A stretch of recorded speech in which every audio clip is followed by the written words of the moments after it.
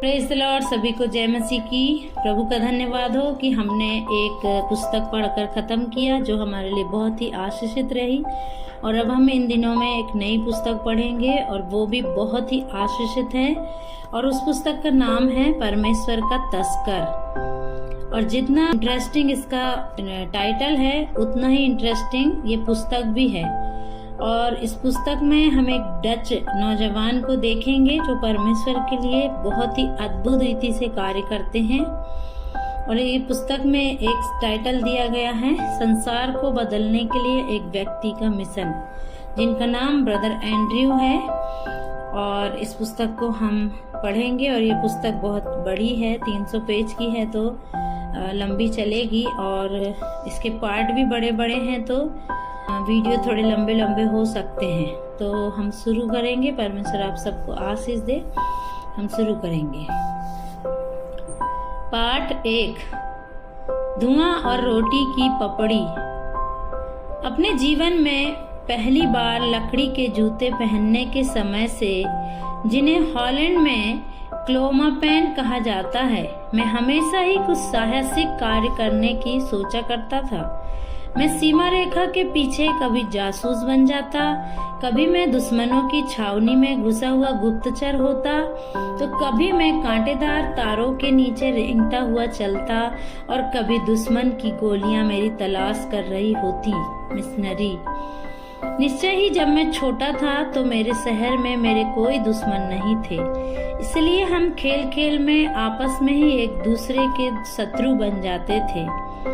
हम बच्चे लड़ने के लिए अपनी क्लोमापेन का इस्तेमाल करते थे।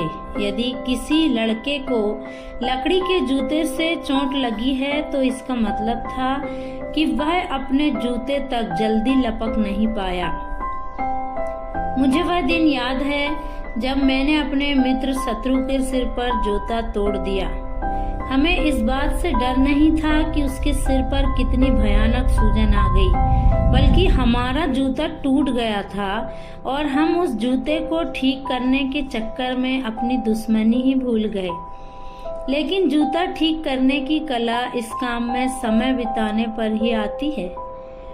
और उस रात मेरे कर्मठ पिता को हमारे चक्कर में लोहार से मोची बनना पड़ा। वैसे भी उस दिन पापा सुबह 5 बजे के उठे थे ताकि वह अपने 6 बच्चों का पालन पोषण करने वाले बगीचे को पानी दे सके। उसके बाद उन्हें अपने लोहार का काम करने के लिए अलकमार तक जाना पड़ा था, जो करीब 4 मील की साइकिल यात्रा की दूरी पर था। और अब उन्हें पूरी शाम इस जूते को ठीक करने में इधर से उधर तार डालने, दोनों तरफ कील से तार को रोकने और इस प्रक्रिया को जूते के निचले सिरे तक करना पड़ा ताकि मेरे पास स्कूल में पहनने के लिए कुछ तो हो। पापा ने ऊंची आवाज में मुझसे कहा, एंड्रयू, तुम्हें सावधानी से काम करना चाहिए। पापा को थोड़ा कम सुनाई देता था, इसलिए वह बोलने की बजाय चिल्लाया करते थे। मैं उनकी बात समझ गया। उनका अर्थ चोट लगने या खून निकलने की सावधानी से नहीं, बल्कि उनका अर्थ था कि चीजें बड़ी मेहनत से कमाई जाती हैं। एक खास परिवार था जो मेरे लड़कपन के समय में मेरे दुश्मन बनने का नाटक किया करते थे। यह वेस्ट्रा परिवार था। मैं नहीं जानता था कि मैंने चर्चा करने के लिए वेस्ट्रा परिवार को क्यों चुना, लेकिन हमारे गांव में वे पहले थे जिन्होंने जर्मनी से लड़ने के बारे में बोलना शुरू किया। और विट में यह बात करने के लिए यह प्रचलित विषय नहीं था। इसके अलावा वे कभी मजबूत मसीह प्रचारक थे। उनका प्रभु तुम्हें आशीष दे और प्रभु की इच्छा हुई तो कहना मेरे जैसे गुप्तचर को परेशान कर देता था, इसलिए मेरे दिमाग में वे ही दुश्मन थे। मुझे याद है मैं श्रीमती वेस्ट्रा के किचन के पास से होकर गुजर रहा था और वह अपनी लकड़ी की भट्टी में कुछ भोजन वस्तु को डाल रही थी। घर के सामने एक खिड़की का शीशा टिका हुआ था, जिससे मेरे दिमाग में एक खुरापाती विचार आया। आज मैं देखता हूँ कि क्या हमेशा प्रसन्नचित्त रहने वाला वेस्ट्रा परिवार भी दूसरे डच नागरिकों के समान गुस्सा हो सकता है। मैं उस शीशे के टुकड़े को लेकर दुश्मन के मुख्य कार्यालय में दबे पांव सीमा फांद गया। वेस्ट्रा परिवार गांव में सभी से बहुत प्रेम करते थे और उनके घर में छत तक जाने के लिए सीढ़ी थी। अपने जूतों को उतारकर मैं छत पर चढ़ गया। चुपचाप मैंने शीशे के टुकड़े को चिमनी के मुंह पर रख दिया। उसके बाद मैं बड़ी सतर्कता से रेंगता हुआ सीढ़ी से नीचे उतर आया और खुद को घर के सामने एक मछली बेचने वाले के ठेले के पीछे छुपा लिया। जैसा सोचा था ठीक वैसा ही हुआ। चिमनी का धुआं वापस जाने लगा। धुआं सारे किचन में भरकर खिड़की के रास्ते बाहर निकलने लगा। श्रीमती वेस्ट्रा चिल्लाते हुए अपने किचन की ओर दौड़ पड़ी। जल्दी से उन्होंने भट्टी के मुंह को खोला और अपने एप्रॉन से धुएं को हटाने लगी। श्रीमान वेस्ट्रा ने जल्दी से बाहर अपनी चिमनी की ओर देखा। यदि वे किसी धनी डच व्यक्ति की सुनहरी आयतों की कल्पना करता तो मुझे निश्चय ही निराशा होती, लेकिन चिमनी की ओर चढ़ते हुए उनके हाव भाव बिल्कुल गुस्सैल व इस धरती के प्राणी के जैसे ही थे और इस प्रकार मैंने जबरदस्त विस्मयता पर विजय प्राप्त की थी। दूसरी पसंदीदा शत्रु मेरा बड़ा भाई बैन था। मेरा बड़ा भाई चीजों की अदल बदल करने में माहिर था। हमारे शयन कक्ष में उसके हिस्से में सारी वे चीजें भरी थी जो कभी मेरी या दूसरों की हुआ करती थी। हमें याद नहीं आता कि हमारी चीजों के बदले में हमें क्या मिला था। उसका खजाना एक गुल्लक थी जो कभी बहन मार्टेज की हुआ करती थी। इस गुल्लक में वैन ने उन सिक्कों को रख रखा था जो उसने हमारी स्कूल अध्यापिका के बगीचे का रख रखाव करने के एवज में कमाए थे। इन दिनों में जर्मनी में बहुत सी घटनाएं घट रही थीं और मेरी निगाह में बैन एक धनी युद्ध सामग्री वाला बन गया था। एक दिन जब मेरा भाई कुछ और पैसे कमाने के लिए बाहर गया हुआ था, मैंने उसकी अलमारी से गुल्लक निकालकर उसके मुख द्वार पर चाकू डाला और गुल्लक को उल्टा कर दिया।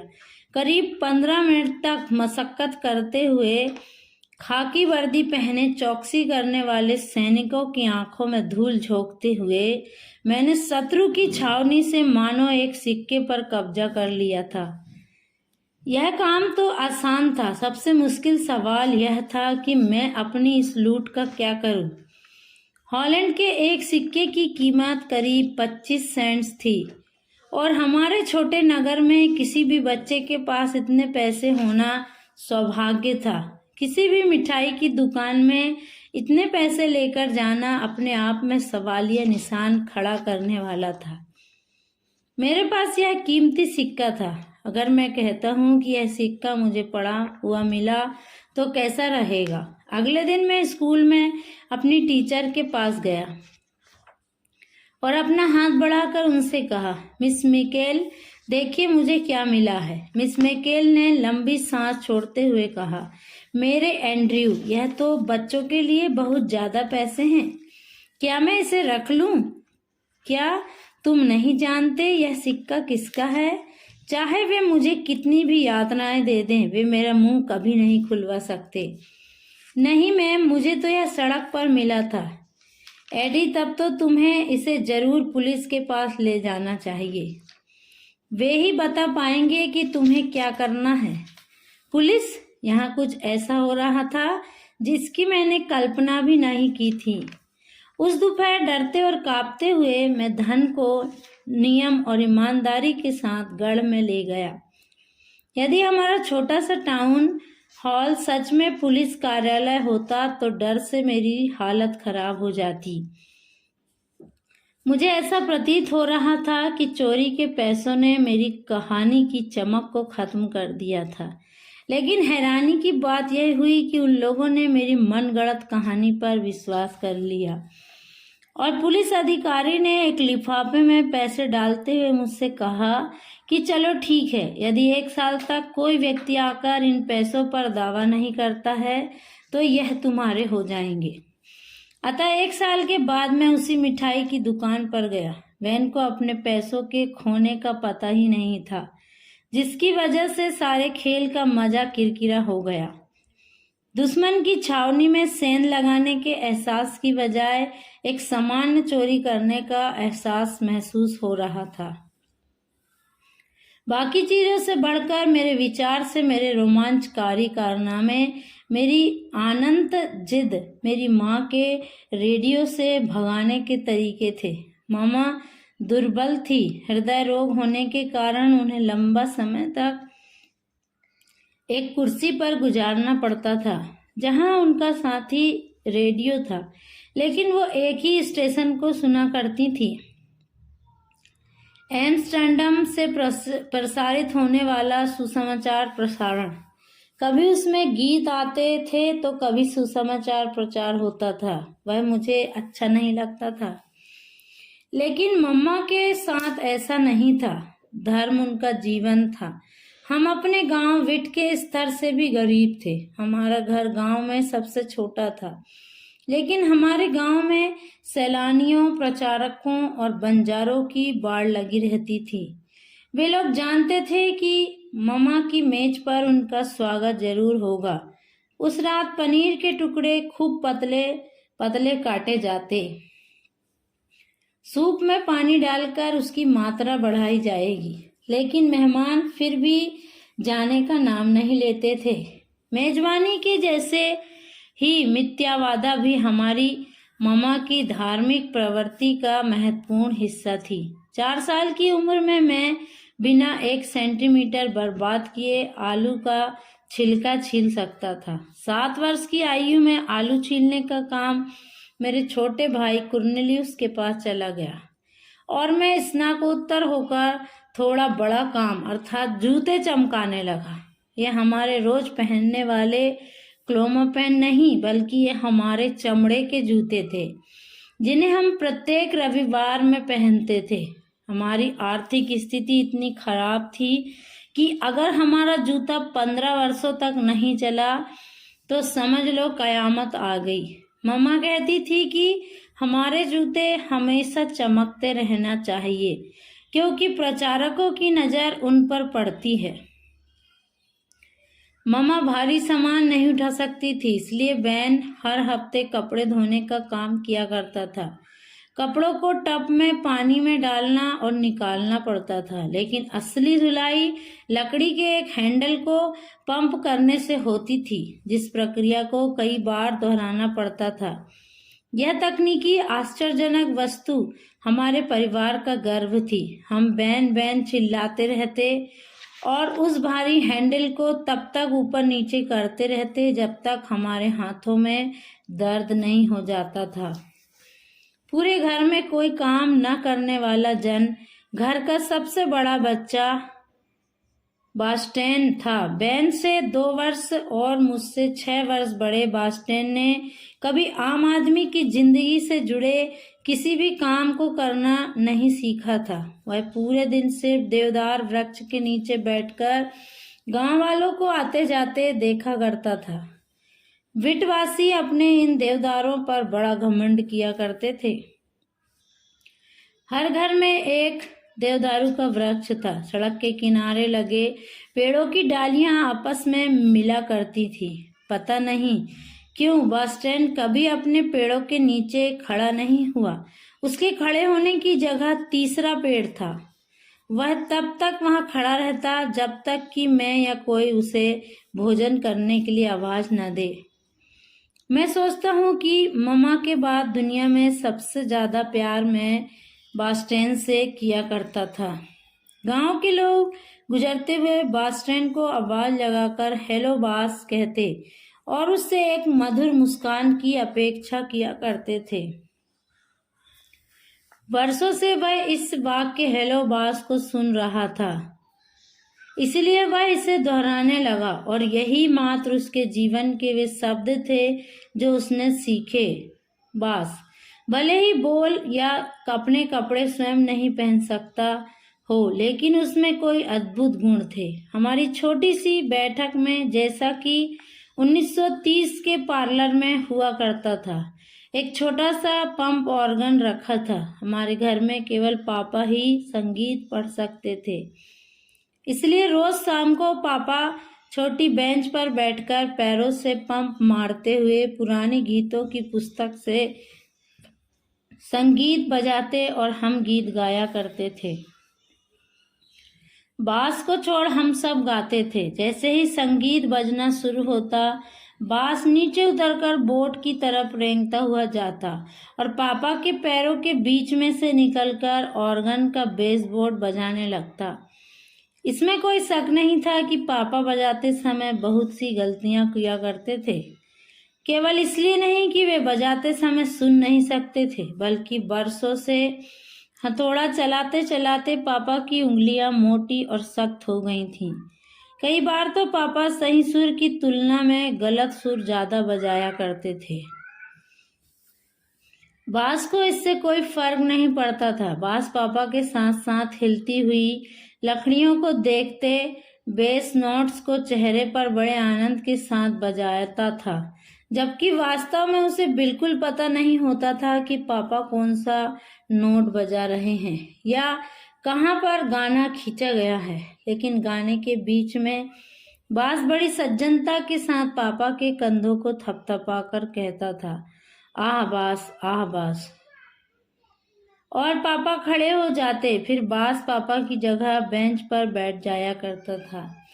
वह पापा को देखकर उस गाने के साथ कुछ न कुछ करने का प्रयास करता। कभी कभी तो पुस्तक को उलट पलट करके उसे उल्टा ही रख देता था। इस तरह पापा के समान वह भी पेजों को देखकर बजाना सीख गया। जो गाना पापा बजाते उसी रात शुरू से लेकर आखिरी तक वह भी उस गाने को पूरा बजाता था। लेकिन पापा की तरह हिचकिचाहट, गलतियों, गिरते उठते नहीं, बल्कि बांस बड़ी निपुणता के साथ बिना किसी गलती के इतनी मधुरता से बजाता था कि सड़क पर चलते हुए लोग भी ठहर कर सुनते थे। गर्मी की रात हमारे घर के दरवाजे खुले होते थे। घर के बाहर कुछ लोग आकर खड़े हो जाते और संगीत सुनते सुनते बहुत से लोगों की आंखें आंसुओं से भरी हुई होती थी। जब बांस ऑर्गन बजाता तो ऐसा लगता मानो स्वर्गदूत आकर ऑर्गन पर बैठ गए हों। हम सब के लिए सबसे मनोरंजक जगह चर्च हुआ करती थी। बीट हॉलैंड में कृषि का स्थान है, ऐसी भूमि जिस पर पीढ़ियों से डच लोगों का कब्जा था। इस गांव में केवल एक ही सड़क थी। बनाए गए पुलों का उत्तरी या दक्षिणी सिरा सड़क से आकर मिलता था। घर वास्तव में द्वीप थे। प्रत्येक घर अपने ही टापू या टीले पर बना हुआ था और सब एक छोटे सेतु या पुल की सहायता से मुख्य सड़क से जुड़ा करते थे। और पुलों के नीचे गंदा पानी जाने के लिए नालियां बनी थीं। शहर के बिल्कुल अंत में सबसे छोटे टीले पर बने हुए 2 चर्च थे। हॉलैंड में कैथोलिक व प्रोटेस्टेंट के बीच में बहुत से मतभेद हैं, जो स्पेन के दखल के समय से चले आ रहे हैं। पूरे सप्ताह भर गांव के लोहार मछली के व्यापारियों से बड़े प्रेम के साथ बातचीत करते थे, परंतु रविवार के दिन मछली के व्यापारी अपने परिवार के साथ उत्तर की ओर रोमन कैथोलिक चर्च में जाते थे, जबकि लोहार अपने परिवार के साथ दक्षिण की ओर प्रोटेस्टेंट चर्च में, और वे सड़क पर आमने सामने से गुजरते हुए आपस में कोई सलाम दुआ नहीं करते, बल्कि सिर झुकाकर निकल जाते थे। हमारा परिवार प्रोटेस्टेंट पृष्ठभूमि में होने के कारण गर्व महसूस करता था। मेरे विचार से मेरे पिता काफी खुश थे कि हमारा घर शहर से बिल्कुल अंत में था और इस तरह उन्हें पूरे गांव को पार करते हुए यह दर्शाने का अवसर मिल जाता था कि हम लोग सही दिशा में जा रहे हैं। पापा के कम सुनने की वजह से हम चर्च में ज्यादातर पहली पंक्ति में ही बैठा करते थे। वह बेंच हम सबके साथ बैठने के लिए बहुत छोटी थी, इसलिए बहुधा मैं पीछे जाकर या मामा के पीछे बैठता था, लेकिन बाकी बच्चे आगे की पंक्ति में बैठा करते थे। मुझे ज्यादातर जो सीट मिलती थी वह चर्च के द्वार के बाहर हुआ करती थी। जाड़े के दिनों में मैं अपने क्लोमापेन की सहायता से जमे हुए नाले पर स्केटिंग करते हुए जाता था। गर्मियों में मैं मैदान में ऐसा स्थिर बैठता था कि जंगली कौवा भी आकर मेरे कंधों पर बैठकर चुपचाप कहानी सुनकर चला जाए।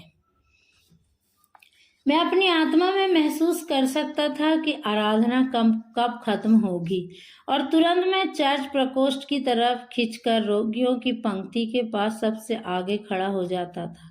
मैं प्रचारक के पास खड़े होकर, जो हमेशा मुझे वहां देख ही लेते थे, मंडली के लोगों के द्वारा उनके द्वारा दिए गए संदेश की तारीफ सुनता था। इस तरह से मैं प्रचारक के संदेश, उसके शीर्षक तथा पूरी कहानी का निचोड़ हासिल कर लेता था। इस षड्यंत्र का होना बहुत जरूरी था, क्योंकि उसके बगैर मैं पूरे हफ्ते के सबसे रोचक दिन के सबसे महत्वपूर्ण भाग को पूरा नहीं कर सकता था। हॉलैंड में यह परंपरा है कि लोग चर्च से वापस आकर पारिवारिक तौर पर इकट्ठे होते हैं। 3 चीजें आपको जरूर मिलेगी: कॉफी, सिगार का धुआं और पासवान के संदेश पर एक एक बिंदु की चर्चा। हमारे गांव के पुरुष हफ्ते में सिर्फ एक बार ही इस सिगार का खर्चा उठा सकते हैं। हर रविवार को पत्नियां कड़क कॉफी बनाया करती थीं, जबकि सारे आदमी सिगार सुलगाकर संगति का आनंद उठाया करते थे। आज के दिन भी जब मुझे कॉफी और सिगार के धुएं की सुगंध आती है, मेरा दिल जोर जोर से धड़कने लगता है। डर और उत्तेजना के बीच यह एक खुशबूदार संगति होती थी। क्या मैं एक बार फिर चमका देकर अपने माता पिता के सामने यह साबित करने में कामयाब हो पाऊंगा कि मैं चर्च में ही था? मुझे ऐसा प्रतीत होता है कि प्रचारक ने पिछले महीने भी लूका 3:16 का इस्तेमाल किया था। मैं यह जानते हुए कि प्रचारक ने ऐसा नहीं किया, जानबूझकर ऐसा किया करता था, क्योंकि मुझे पता होता था कि ऐसा करने से आगे क्या होगा, या क्या उस राजनेता के बारे में कही गई कहानी अच्छी नहीं थी। मैं सुनी हुई बात के खंड को लेकर अपना खेल खेल लेता था। मैं सोचता हूँ कि बर्जो मास्टर पागल होगा। तकरीब तो अत्यधिक कामयाब थी। कई बार मुझे यह सोचकर शर्म आती है कि मैं कितनी बार चर्च में गया था। मुझे और भी शर्मिंदगी यह सोचकर होती है कि मुझ पर भरोसा करने वाले साधारण हृदय के माता पिता ने कभी मेरे बातों पर संदेह नहीं किया। 1939 में सारे देश में वह होते हुए देख लिया जिसे वेस्ट्रा ने पहले ही महसूस कर लिया था। जर्मनी अपनी विजय यात्रा पर निकल चुका था, जिसकी गिरफ्त में हॉलैंड भी शामिल था। हमारे घरों में हम डर कर इस विषय पर विचार किया करते थे। बास बीमार था, डॉक्टर ने बताया उसे टीबी है। मामा पापा ने अपना बिस्तर बैठक में लगा लिया था। महीनों तक बास उस छोटे से कमरे में खांसता रहा और उसके शरीर से चमड़ा चिपकने तक वह उस बिस्तर पर पड़ा रहा। उसकी तकलीफ किसी भी सामान्य व्यक्ति की तकलीफ से कहीं अधिक बढ़कर थी, क्योंकि वह बता नहीं पा रहा था कि उसे कैसा महसूस हो रहा है। मुझे याद है कि मेरे 11वें जन्मदिन के तुरंत बाद मैं दबे पांव उसके कमरे में चला गया। उस समय मम्मा किचन में व्यस्त थी। बीमारी के संक्रमण होने के कारण उस कमरे में प्रवेश करना मना था, लेकिन मैं तो यही चाहता था। यदि बास मरने वाला है तो मैं भी उसके साथ साथ मरना चाहता हूँ।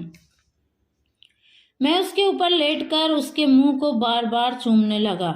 जुलाई 1939 में बास का देहांत हो गया, जबकि मैं हमेशा की तरह स्वस्थ था। मुझे ऐसा लगा जैसे परमेश्वर ने मुझे 2 बार धोखा दिया।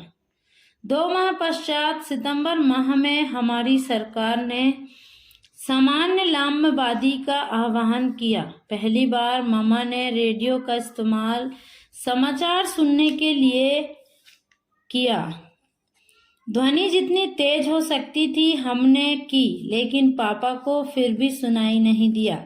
इसलिए मेरी छोटी बहन गेलटच खुद संवाददाता बनकर पापा को जोर जोर से बताने लगी, सारी आरक्षित इकाइयां सक्रिय हो गई हैं पापा, सारी निजी कारें कमांडरों की हैं।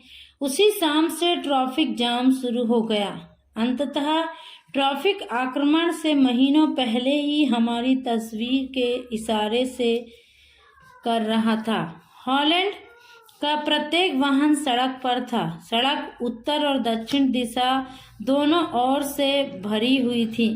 किसी को यह नहीं पता था कि उन्हें कहाँ होना है, लेकिन वह जितनी जल्दी हो सके वहां पहुंचना चाहते थे। काफी दिनों तक मैं अपनी बैगी पैंट व ढीली टी शर्ट डालकर उस पेड़ के नीचे खड़े होकर जहां बास खड़ा होता था देखता रहा। कोई ज्यादा बात नहीं करता था। केवल श्रीमान वेस्ट्रा हिम्मत करके हमसे हमारी भाषा में बातें करने की हिम्मत कर लेते थे। मुझे नहीं पता था कि मैं इन दिनों में वेस्ट्रा परिवार के नजदीक क्यों आ रहा था, लेकिन मैं ज्यादातर उनके घर के पास से होकर गुजरने लगा। Good afternoon Andrew. Good afternoon श्रीमती वेस्ट्रा। क्या तुम अपनी मम्मा के लिए कुछ लेने जा रहे हो? लो, ताकत के लिए यह कुकी खा लो। वह कुकी से भरी प्लेट खिड़की के पास ले आती थी। मिस्टर वेस्ट्रा किचन की टेबल से बाहर देखते हैं। क्या वहाँ छोटा एंड्रयू है जो सैन्य संचालन को अपनी आंखों से देखने आया है? जी श्रीमान, पता नहीं क्यों मैंने कुकी को अपने पीछे छुपा लिया। एंड्रयू, तुम्हें हर रोज रात में अपने देश के लिए प्रार्थना करनी चाहिए। हम लोग बहुत कठिन समय से गुजरने वाले हैं। हाँ श्रीमान, ये बच्चों के खिलौने से खेलने वाले लोग हवाई जहाजों और टैंक के सामने क्या कर सकते हैं? जी हाँ, वे जल्दी अपने हथियारों, स्टील के हेलमेट और नफरत के साथ आने वाले हैं, और हमारे पास प्रार्थनाओं के अलावा कुछ नहीं होगा। मिस्टर वेस्ट्रा खिड़की पर टेक लगाकर मुझसे बात करने लगे। एंड्रयू, क्या तुम प्रार्थना करोगे? परमेश्वर से हमें साहस देने के लिए प्रार्थना करो, ताकि जो हो सके वह हम कर सकें, और फिर चुपचाप उसका उद्धार देखें। एंड्रयू, क्या तुम प्रार्थना करोगे? हाँ श्रीमान, करूँगा। बहुत अच्छा बच्चा है। मिस्टर वेस्ट्रा खिड़की से हटकर अपने कमरे की ओर चल दिए। अब तुम अपना काम कर सकते हो। लेकिन जैसे ही मैं अंदर मुड़कर सड़क की ओर जाने लगा, मिस्टर वेस्ट्रा ने पीछे से आवाज लगाकर कहा, तुम अपनी कुकी खा सकते हो। हाँ, मैं जानता हूँ। कुछ समय पहले हमारे चूल्हे से खतरनाक धुआं निकला था, मगर जब से मैंने यह खिड़की ठीक कराई है, सब ठीक हो गया है। उस रात मैं अटारी पर लेटा हुआ मिस्टर वेस्ट्रा के बारे में सोचने लगा। वह इतने दिनों से मेरे बारे में जानते थे, लेकिन उन्होंने इस बात की शिकायत मेरे माता पिता से नहीं की। अगर कोई दूसरा होता तो जरूर ऐसा करता। मैं सोचने लगा, उन्होंने ऐसा क्यों नहीं किया। मैं सोचने लगा कि वे मुझसे प्रार्थना करने के लिए क्यों कह रहे थे। इससे किसी का क्या भला होगा? परमेश्वर सुनते तो है नहीं।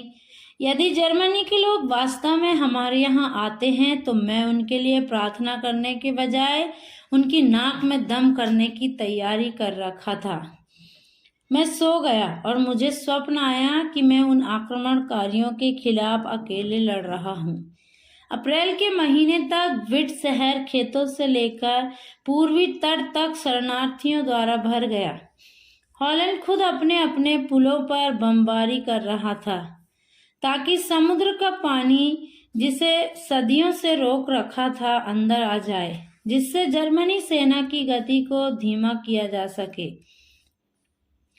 हमारे घर को छोड़, क्योंकि हमारा घर बहुत छोटा था। सारे घर बाढ़ की वजह से बर्बाद हो गए और मामा का क्रोध धीरे धीरे बढ़ता चला गया। निश्चित रूप से जर्मन के लोग जर्मनी रास्ते से नहीं आए थे। सबसे पहले 10 मई 1940 को जर्मनी के विमान विट के ऊपर से उड़े। हमने सारी रात आंखों ही आंखों में बैठक में बैठकर गुजार दी। अगले दिन हमने विमानों को देखा और धमाकों की आवाज सुनी। उन्होंने हमारे घर के करीब 4 किलोमीटर की दूरी पर हवाई सेना स्थल पर बमबारी कर दी। यह मेरा 12वां जन्मदिन था, लेकिन ना तो मुझे न घर वालों में से किसी को याद रहा। फिर जर्मनों ने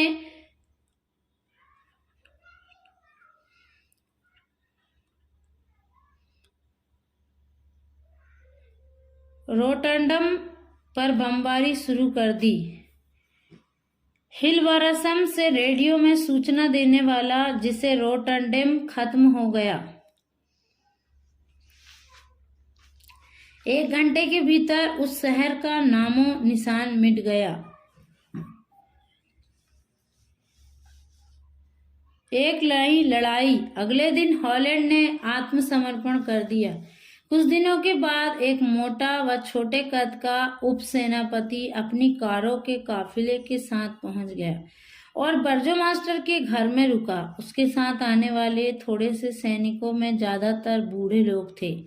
विट इतना महत्वपूर्ण स्थान नहीं था कि उन्हें यहाँ ज्यादा भारी आक्रमण करना पड़े, और कुछ समय के लिए मैंने अपनी विरोधी कल्पनाओं का इस्तेमाल किया। बहुत रातों से, जैसे ही रात में 2 बजते थे, मैं नंगे व दबे पांव अपनी अटारी से नीचे उतर जाता था। मैं जानता था कि मेरी माँ ने सुन लिया है, जबकि जब मैं उनके कमरे से होकर गुजरा तो उनकी सांसों की लय भंग हो गई थी। लेकिन उन्होंने मुझे नहीं रोका, और ना ही उन्होंने अगली सुबह मुझसे पूछा कि हमारे राशन की चीजों का क्या हुआ। जब वो उपसेनापति के कर्मचारियों की गाड़ी बीच में उन्हें दिक्कत देने लगी तो गांव के सारे लोग मजा लेने लगे। गाड़ी के विद्युत प्रवाह में समस्या थी। कई लोगों ने कहा कि लेफ्टिनेंट की गाड़ी के पेट्रोल टैंक में चीनी थी। कई लोगों ने कहा ऐसा हो ही नहीं सकता। गांव में भोजन की कमी से पहले शहर में भोजन वस्तु की किल्लत हुई, और मैंने उस परिस्थिति को भी शत्रु के खिलाफ एक बच्चे के लिए इस्तेमाल किया।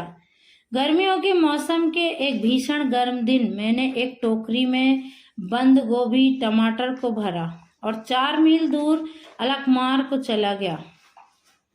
वहां पर एक स्टोर में पटाखे उपलब्ध थे, और मुझे मालूम था कि उस दुकान के मालिक को सब्जियों की आवश्यकता है। मैं दुकानदार से ज्यादा भाव में मोल लेकर अपने टोकरी को पटाखों से भर लिया और ऊपर से उन फलों को रख दिया जिन्हें मैं खास मकसद से लाया था। दुकानदार मुझे चुपचाप देखता रहा। फिर अचानक से जाकर वह मेरे लिए एक बड़ा चेरी बम ले आया। मेरे पास और भोजन वस्तु नहीं है, फिट। तुम कर्फ्यू लगने से पहले ठीक ठाक घर पहुंच जाओ। उस रात विट में अटारी के तख्ते बार बार चरचराहट कर रहे थे। मामा काफी घबराई हुई थी। मैं रात में नंगे पैर बाहर निकल गया। 4 पुलिस वाले सैनिक दक्षिण दिशा से हमारे घर की ओर अपनी टार्च से इधर उधर देखते हुए गश्त लगा रहे थे।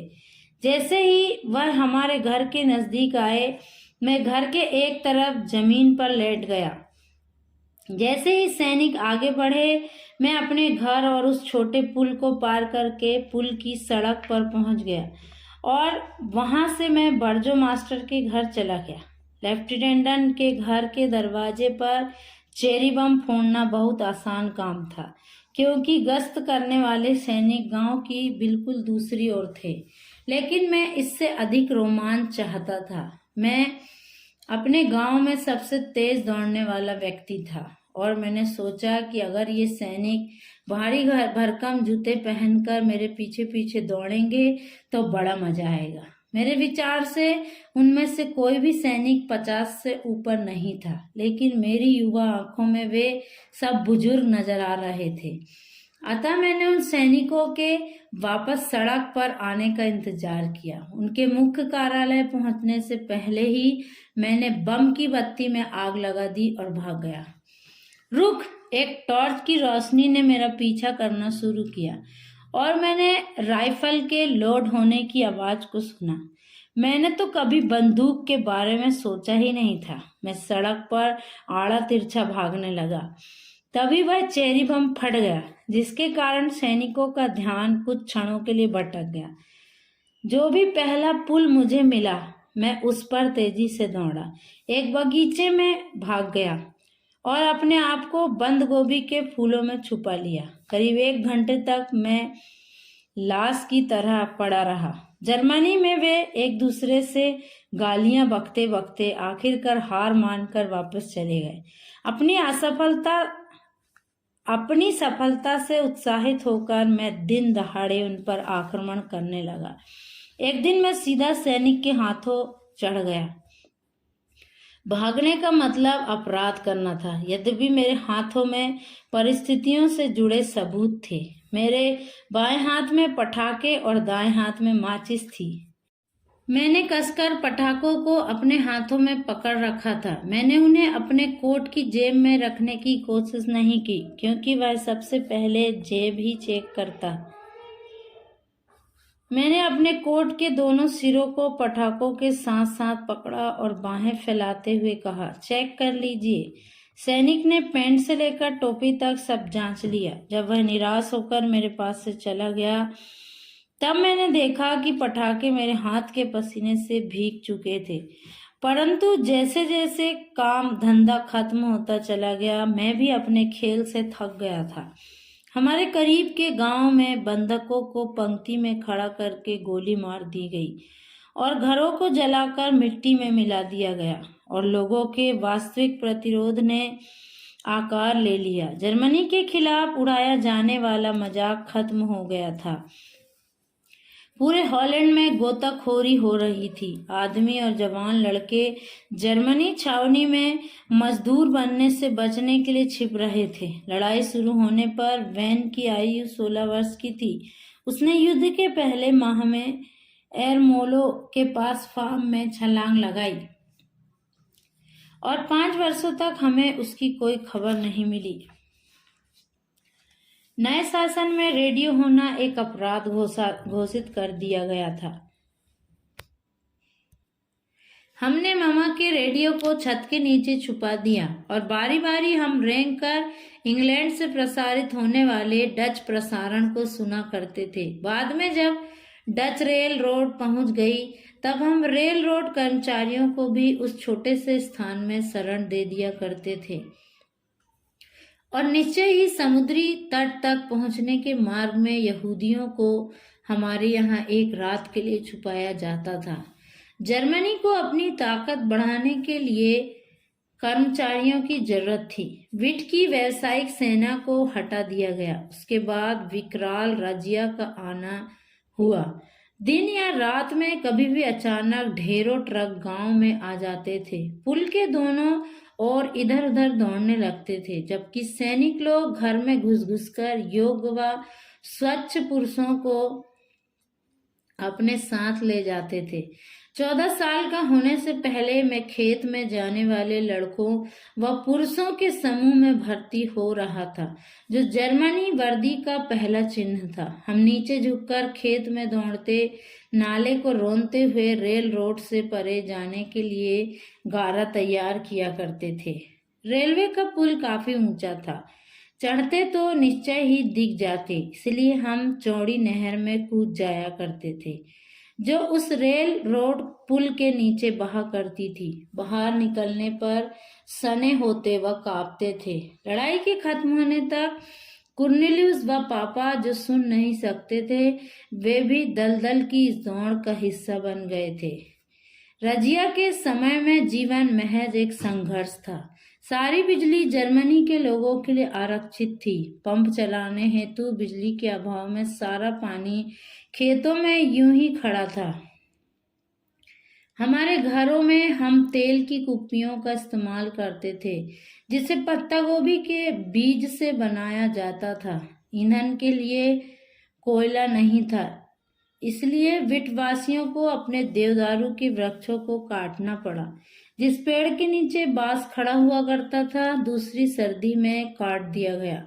लेकिन ठंड और सैनिकों से भी ज्यादा खतरनाक शत्रु भूख थी।